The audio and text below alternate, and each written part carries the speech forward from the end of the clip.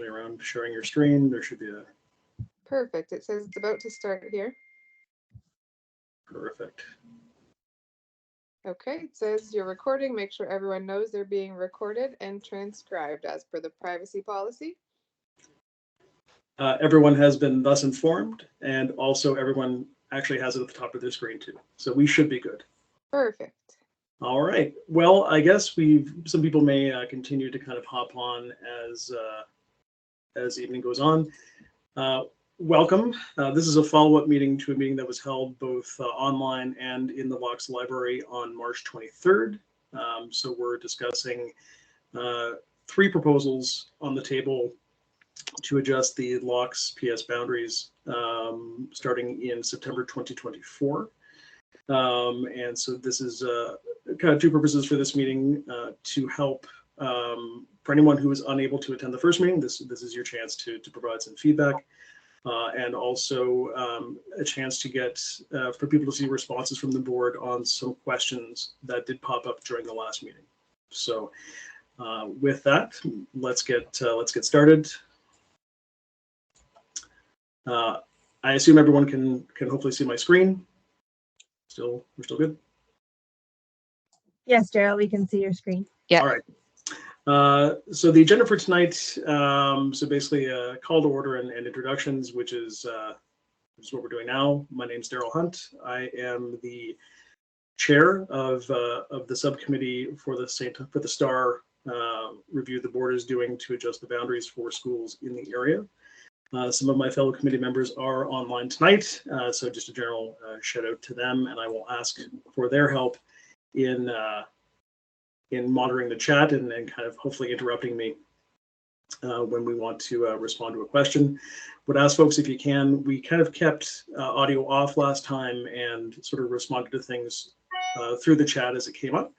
That seemed to work reasonably well, so maybe we'll try that again tonight. So please try and keep muted, but if you have questions or comments, feel free to pop those into the chat and we will share it with the group. Just make sure everyone can see that.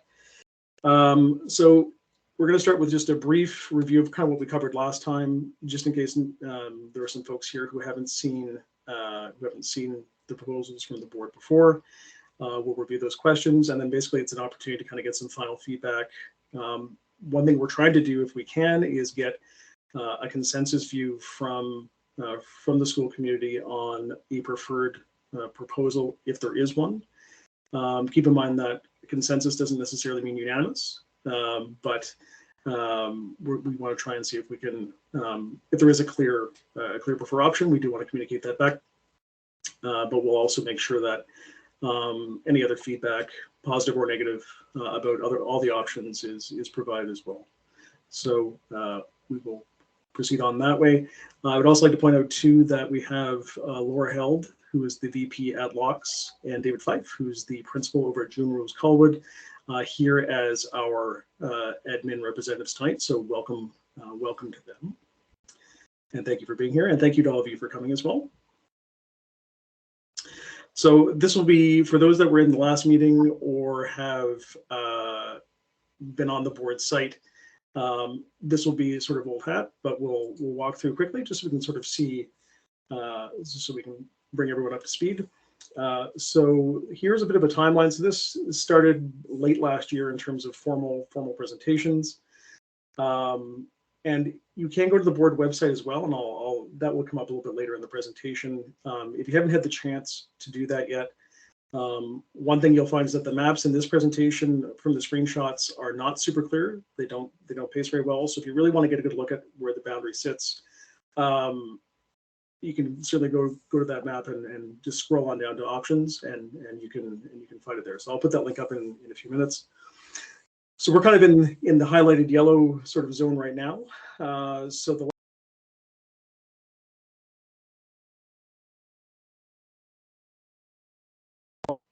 the last date for school meetings is April 11th. So that is Tuesday next week. And then the deadline for the school committees to submit their reports is April 25th. So basically after this meeting is done, we will draft a committee report, again, detailing the feedback, including any proposed any proposed preferred options back to the board. I presume that those will be put onto the board site. You can do, if you do go to the site for the STAAR process, you can actually see the previous meeting is there, as well as the meetings for other schools where they're available. But after that's done, April and May will conclude the public feedback. Board staff will prepare the final report for the trustees, and then basically present that to the trustees in May. The vote will happen in June. Basically, the trustees are the final decision makers for this process. They can choose which proposals and which parts of proposals get implemented or not.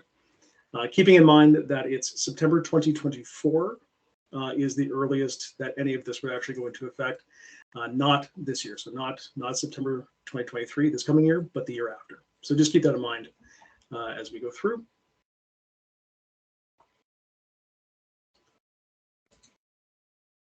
So the background information here is that we've got quite a few schools in the area that are at or over capacity, while we have some other schools that are being underutilized. And so in the Locke's catchment area, there's not a lot of new development going on. We've kind of hit, in terms of residential development, there's not a lot of space left unless something dramatic happens. But there is going to be a lot of growth in the south of the city and just outside St. Thomas in Southwold. So there is some significant pressure on the schools as they exist now. And so this is a chart of what we're calling the status quo. So as of 2021, Locke's is the second most overutilized school, Kettle Creek being the most, but you can also see from that list that there are also quite a few schools that are being underutilized. So in the belief that eventually we probably will need a new school for the region, the first step though is to make sure that the existing space you have is being used as efficiently as possible, and that's what this process is about, is to try and make sure that to the extent possible, schools are as close to 100% utilization without being significantly over or under.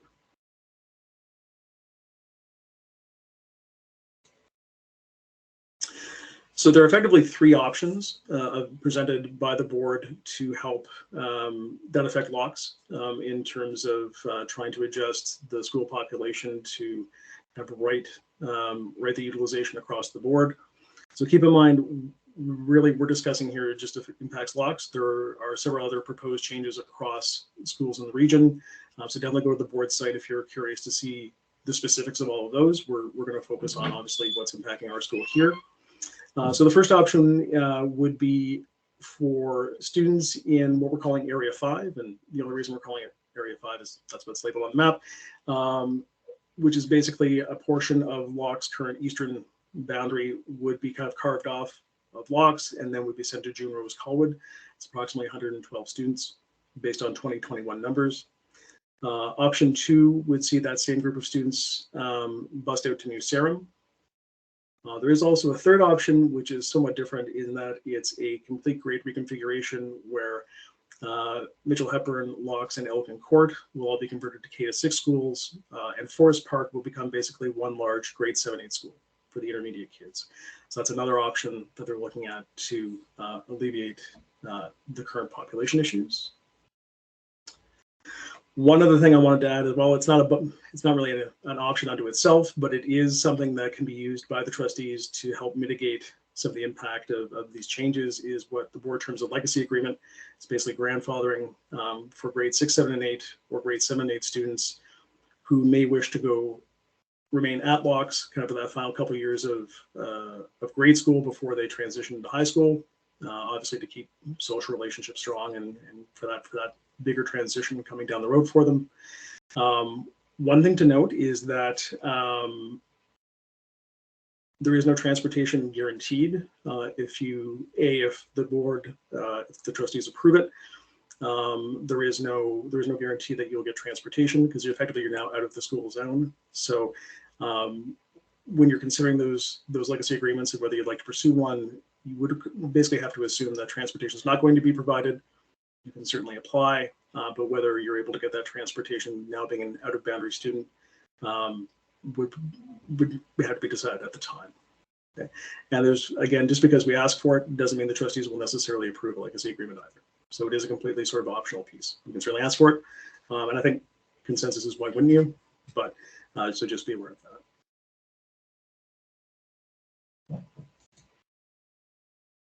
that. So this is the not so great map I was talking about earlier. For options 1 and 2, the boundary change is the same. It just depends on, the only thing that changes is which school those kids will be sent to. Effectively, the changes from the current boundary, everything south of the St. Thomas Expressway that is east of First Ave, and basically north of the expressway, everything that is east of Burwell Road, except for the Brookside and Meadowvale subdivision, kind of up right up in this corner, that gets kind of carved out and stays. It goes to the new destination school, whatever that is. This is the website that you can visit and look at the interactive map. I would certainly encourage you to do so. It's a lot clearer if you want to see exactly how the boundary works, especially kind of up in that northeast corner. But you can certainly feel free to have a look at that, and it actually is a fairly detailed map. It just doesn't show up very well here. So definitely take a look at that if you are at all curious. And this is basically just a written description of what you saw there. So again, basically following Burwell Road becomes more or less the eastern boundary, except for that piece up in the northeast corner. So that basically makes Haven Ridge Court and Circlewood Drive basically kind of north of the expressway. That becomes the new eastern boundary for lots. Okay, so this is for options 1 and 2, which involves adjusting students out of the Locke's boundary area. In case you don't know these schools, you're unfamiliar with them, I honestly really wasn't until we started looking at this. New Sarum is located basically out sort of out Highway 3. It's about 10 minutes from Locke's, 10 kilometers away. June Rose is actually quite close to Locke's. It's just south of the expressway there. It's a little over Uplands Drive, or 1.2 kilometers. And Forest Park, again, is also quite close. It's about 5 minutes from Locke's, 3 kilometers away. So if physical distance is important to you, you may want to keep those in mind when you're considering which option you may prefer. So option 1. So this is would see the kids in this Area 5 section here go to June Rose Colwood. So that's about, again, 112 or so students from Locke's would go on to June Rose, and June Rose would send 98 students to John Wise. So the net change isn't actually that huge for June Rose Colwood, but that is that trade-off there. And again, this is part of other changes being proposed across the system.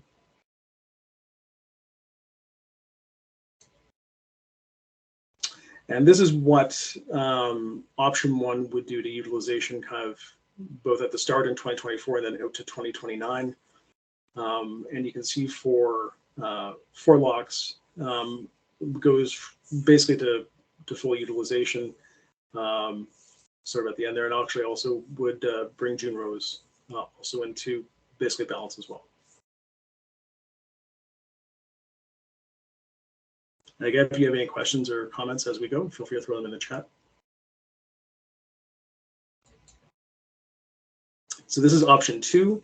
Again, the same boundary change basically would happen on that the eastern edge of Locke's boundary, except in this case the students would be bused out to New Sarum, which is the one that's a little bit further out down Highway 3.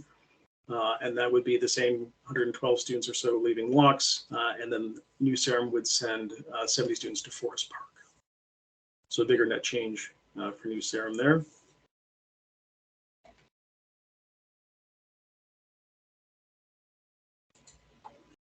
And this is what the utilization would look like with that option in place.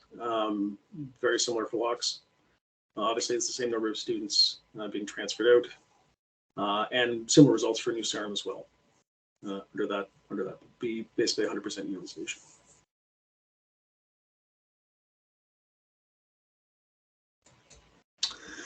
So what we're calling option 3 is a bit of a different approach. So basically, Mitchell, Hepburn, Locks, and Elgin Court would basically be converted to K-6 schools, and all the grade 7-8 students from those schools would then go to Forest Park, which would become solely a grade 7-8 school. So the change here is that it actually impacts slightly more students from Locks than proposals 1 and 2.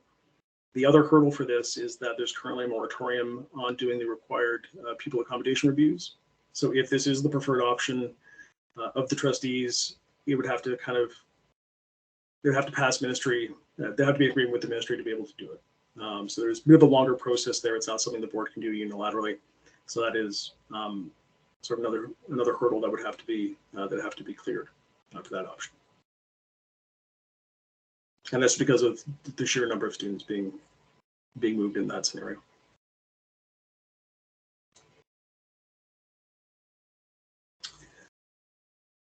So in this particular case, it would involve 20% of Locke students under the grade reconfiguration option. Under the boundary adjustment side, slightly less for us, 16%.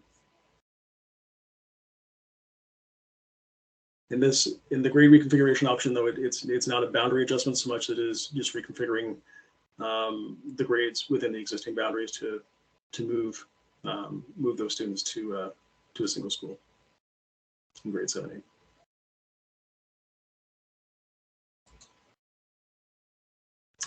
So both prior to the last meeting and after the meeting we had on the 23rd, we did send some questions to the board, and so we'll just kind of quickly go over those responses because it may answer some questions you have. You can also go to the board site and you can actually see all the questions asked by all the schools or by the public as well, so that you may find that of interest.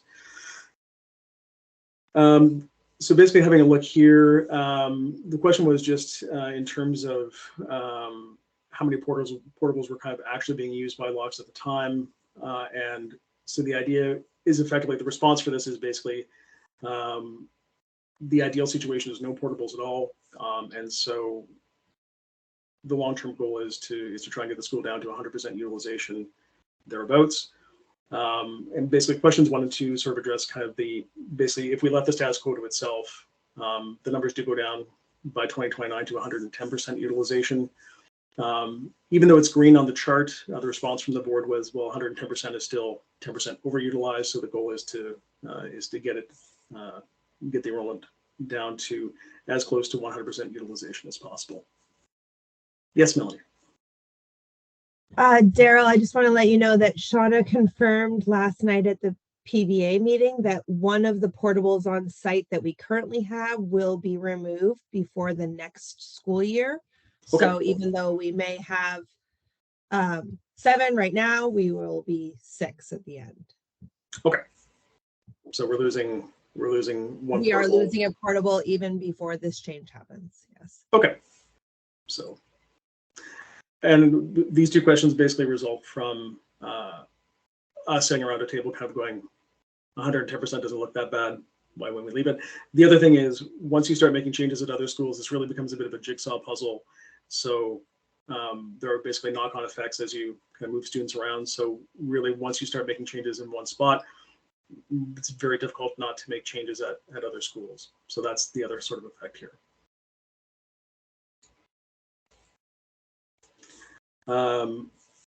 And again, basically the same thing here is that there's kind of a necessity to balance things sort of as quickly as possible, keeping in mind as well that the long-term goal is to probably have a new school in the St. Thomas area, and so the quicker we bring things into the most efficient use of space that we can, the quicker and probably easier the process is for the board to get the capital funding for a new school in the area.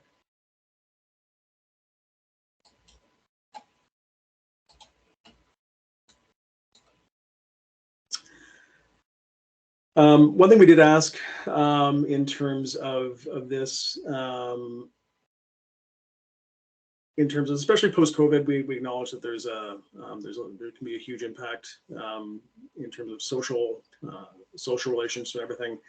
And really, the board's response was at the end of the day, they tried to balance the need to balance attendance overall, utilization with the least number of students possible.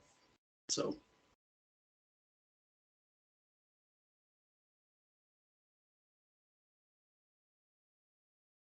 Again, if you have questions, feel free to pop them in the chat. So one question that was asked, and I think for context, I think in the last meeting, there was specifically a question about for JK students that would be basically starting in 2023. So basically those students starting JK this year, would they be allowed to go to their new future school instead of going to their current school for a year and then having to switch? The board's response was, I think, probably a bit more general in terms of could anyone ask to go to their new school? The answer is kind of, it wouldn't be by default.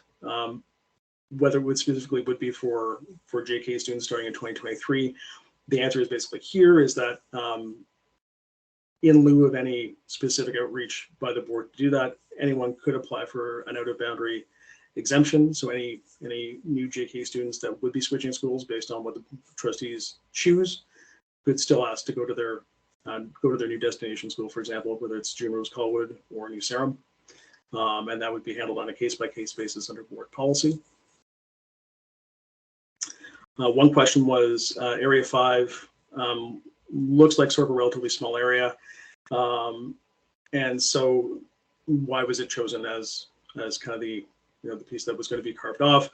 And basically it was a combination of geography in terms of the streets chosen, and it was just the right number of students to meet the objectives without over under hitting the targets.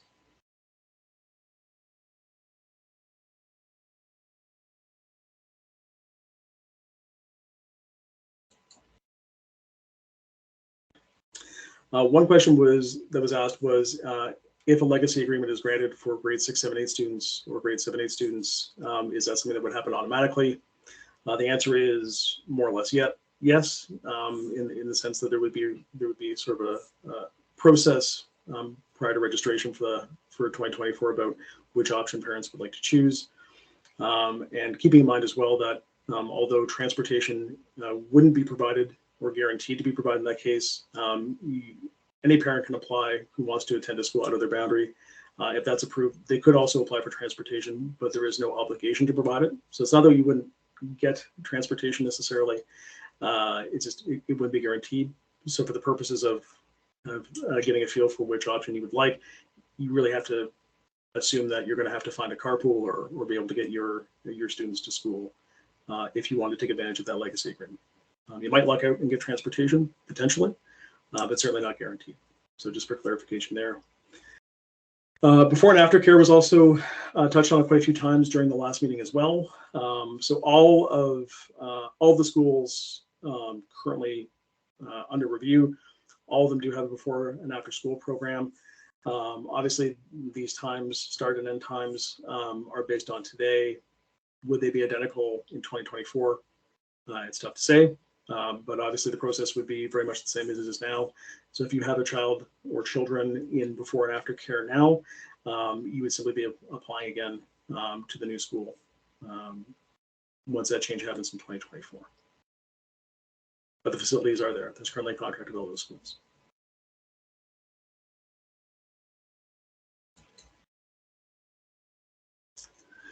And this is the part kind of where we get kind of people's feedback, good, bad, perhaps indifferent. I will say there was a fairly strong preference in the last meeting as a first option was to do the grade 7-8 reconfiguration. However, the second choice, if that wasn't possible, and there are a few extra hurdles with that one, was option 2, which was New Sarum. So that's on the basis of kind of what consensus was in the room last time. Those were the options. I do see Deb. Deb's question is regards, is there any research available regarding 7-8 schools specifically pertaining to social or educational issues? I'm also interested to any research regarding the number of students. regarding the number of moves a student can experience before there are academic and or social challenges may occur. Okay. I don't know if that research is readily at hand. At this point, we can include that as a potential concern. What I can suggest, Ed, is at this point, we can't submit any more questions based on we were now into report writing phase basically after this. If you have questions surrounding that, what you may be able to do is actually go onto the board site and actually submit that as a question, and then they will respond.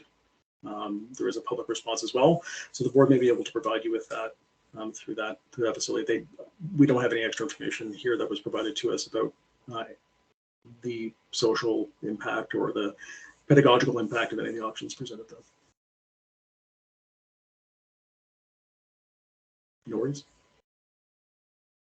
I think it's a good question. So I would kind of definitely recommend not. We will note that that was a question asked, and hopefully there will be some information serviced that can address that question for you.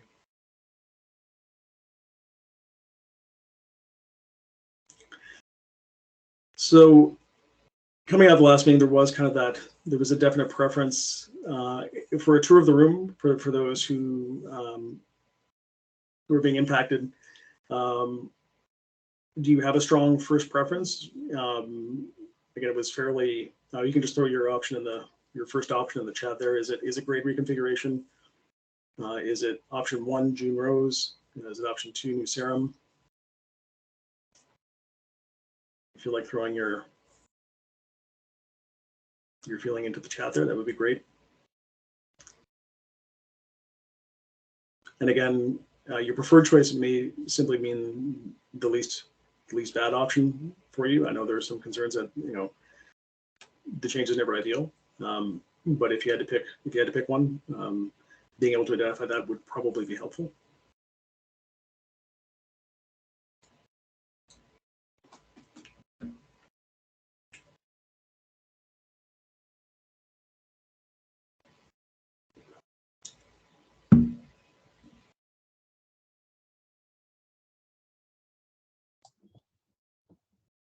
Hey, Daryl. I feel like the opinion expressed at the last meeting was sort of in favor of grade reconfiguration, and then as a second, they picked New Serum, and that was echoed yesterday at the Parent Volunteer Association meeting. Even though we didn't go through the entire presentation, it did come up as the preferred option 1 and not option 1, as the preferred choice for the parents in attendance. So I'm not sure if that helped kick that off for other people, but that's kind of the thing I've heard from other people who had weighed in. Okay, no, I appreciate that. That's good feedback. I see Teresa's there. New Serum. Okay.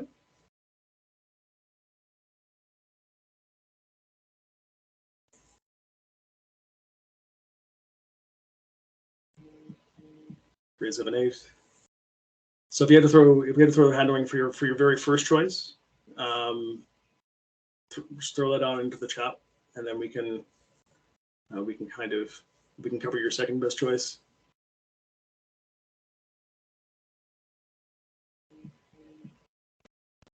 So in the third option would be all grade 7-8 students at the impacted schools. So at Locke's, there would be no more grade 7-8 at Locke's. So any students in grade 7 or 8 as of 2024 would be impacted by that.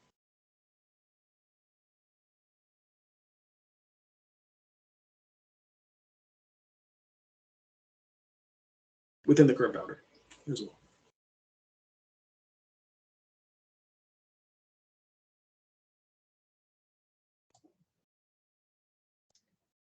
Just to add to the conversation, Shauna did mention that grade 7 and 8s often take a leadership role in the school. So sometimes when you remove them from a situation where you don't have a grade 7 and 8 any longer, you do have to give up some of the programs that are currently offered at a school like Locke's, like the Reading Buddy program. I know they're not as prevalent as many of the other programs that are offered, but they do still exist. And so that's just another factor to consider when you're considering whether you're going to go with grade reconfiguration or choosing another school as a alternative.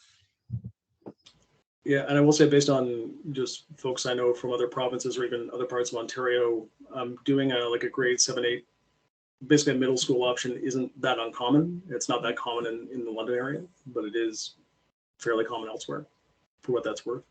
I'm not saying it's better or worse. I just know that kind of that having that separate middle school stage does happen elsewhere. Yes, that's true.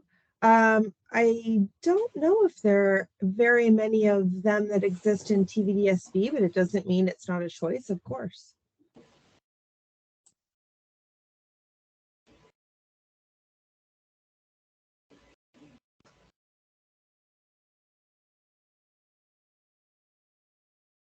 But I think it's a valid point too that those grade 7 and 8s do provide some of the heavy lifting sometimes for some of those big events too. So, okay, so another vote for the grade reconfiguration option as well. Any other comments on kind of your first choice? Just while we're trying to capture stuff in the chat here, so if we go back later, we're adding it. Seems to be sort of lining up largely with the last group.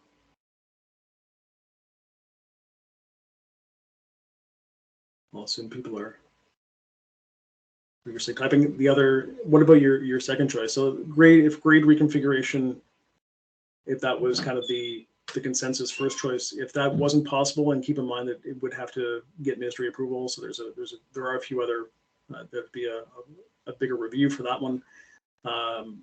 If that wasn't possible, what would your second choice be from option 1 or option 2? So either June Rose, Colwood, or New Sarum. Is there a clear second choice for folks?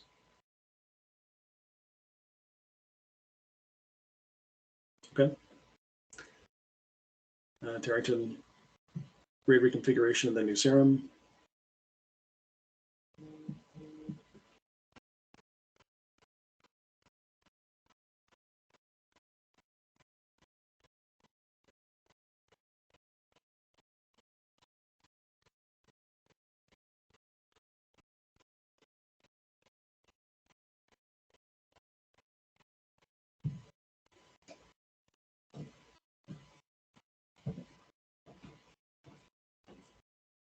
Give people just another few seconds in case they're feverishly typing into the chat there. Based on the responses I'm seeing so far, what will likely be the substance of the subcommittee's report will be there's a fairly strong preference for the grade reconfiguration option as the first choice. If that's not possible, option 2, New Sarum, would be the next preferred option. What I would also include, though, is there's probably also a desire to have that legacy agreement in place for grades 6, 7, 8, if it's possible to do so. Also, just making sure that there's good continuity of care in terms of similar sorts of services like before and after school for folks as well.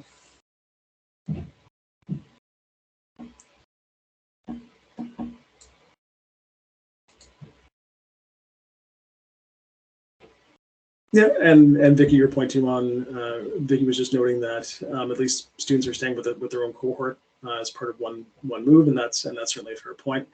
And in fact, you're getting a bigger community of folks that you may be moving onward into high school with at a grade 7-8 school.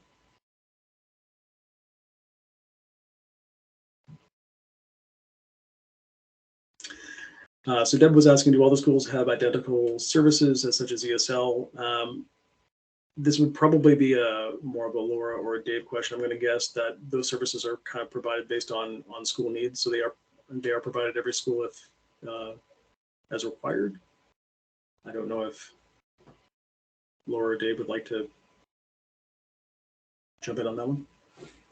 Yeah, I see. Yeah, I was just going to say, I see Dave's typing, but yes, all schools are given the same opportunities, and there is a review of needs such as ESL in every building, and they get certain allocations of ESL teachers or learning support teachers based on the student body that is in the building at a given time.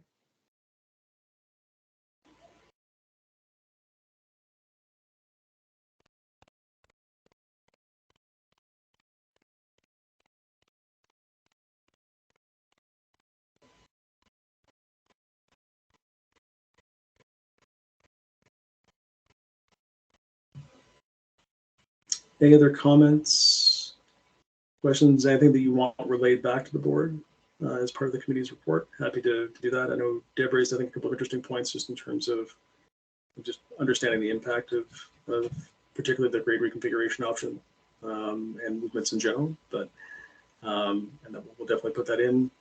Any other questions, comments? And again, you can certainly go to the board site. There's a ton of information on there. You can see all the other questions. You can see the other options being presented for the other schools. So there's a fair bit of information. You can also see past presentations to the trustees from board staff. That's also posted as well. So that's also a resource for you too.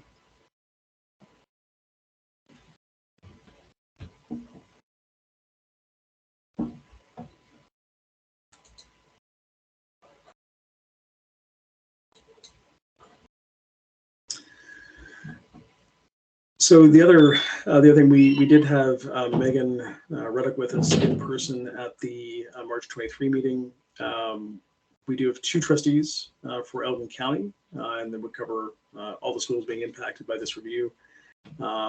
If you can certainly provide feedback directly to them as well, or again through the board website, which is that same site I mentioned earlier. But there is a question form there you can fill in as well. So certainly encourage you to do that if you have any further feedback and you want to make sure that the board sees your specific question. You can certainly go there as well. But we're going to take all, as a committee, we're going to go review both meetings and just try to make sure that we cover concerns or questions that were asked, and so that's on the record. It seems like there's a fairly strong consensus for the grade reconfiguration option as a first choice, followed by new STAAR as a second choice, and that's in terms of kind of what we'll report back. That's what the report will show. But we'll kind of add some of those caveats, and including issues kind of around mental health and everything else, and then try to want to minimize that. Those are important factors, and we'll mention that as well. Any other questions or comments?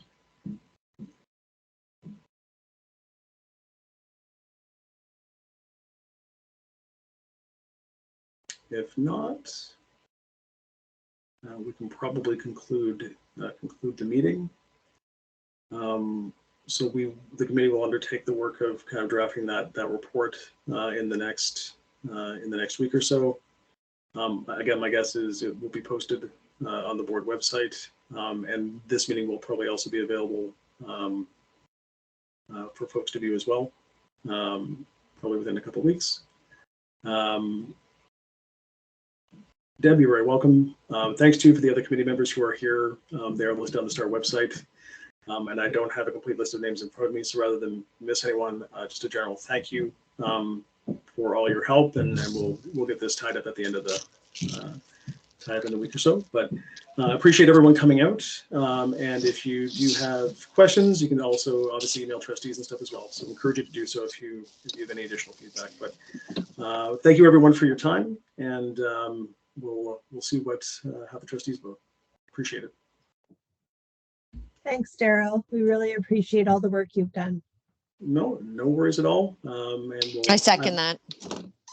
I anxiously await. I'll be watching what the choices of the trustees coming in June. So as will we all, I think. So again, thanks to everyone, and have a good night.